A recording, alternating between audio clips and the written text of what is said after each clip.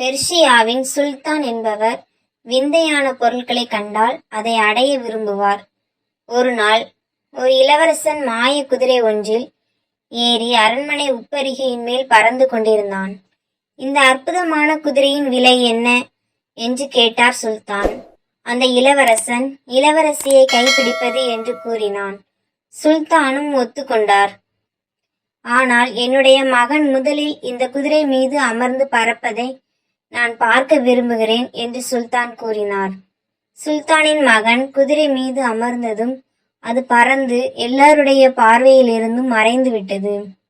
சுல்தானின் மகன் திரும்பி வராததால் சுல்தானும் அமைச்சர்களும் கவலை கொண்டனர். அவர்கள் இளவரசனை குற்றம் சாட்டி சிறையில் அடைத்தனர். சுல்தானின் மகன் காற்றில் பறந்து கொண்டே இருந்தான். அவனால் அந்த மாய குதிரையை கட்டுப்படுத்த இயலவில்லை. பல நாட்களுக்கு பிறகு அவன் வந்தான். அரண்மனையில் எல்லோரும் மகிழ்ச்சி அடைந்தனர்.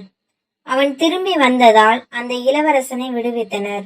ஆனால் அந்த இளவரசனை அவர்கள் அவமானப்படுத்தி விட்டதால் அவர்களை பழிவாங்க வேண்டும் என சபதமிட்டான்.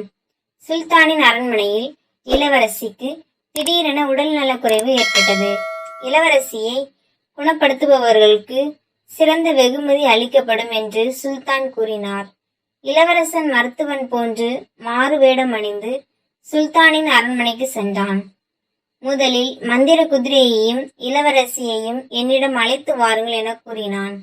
மந்திர குதிரையையும் இளவரசியையும் வந்த பின்பு தன் மந்திர சக்தியை பயன்படுத்தி இளவரசியை குணப்படுத்தி தன்னுடைய மாய குதிரை மீது அமர்த்தி கொண்டு பறந்து சென்று விட்டான். யாராலும் எதுவும் செய்ய முடியவில்லை. அவனுக்கு சொந்தமான பொருளை அவனை அடைந்து கொண்டான். நீதி: நமது சொந்த பொருளை யாருக்கும் விட்டு கொடுக்க தேவையில்லை.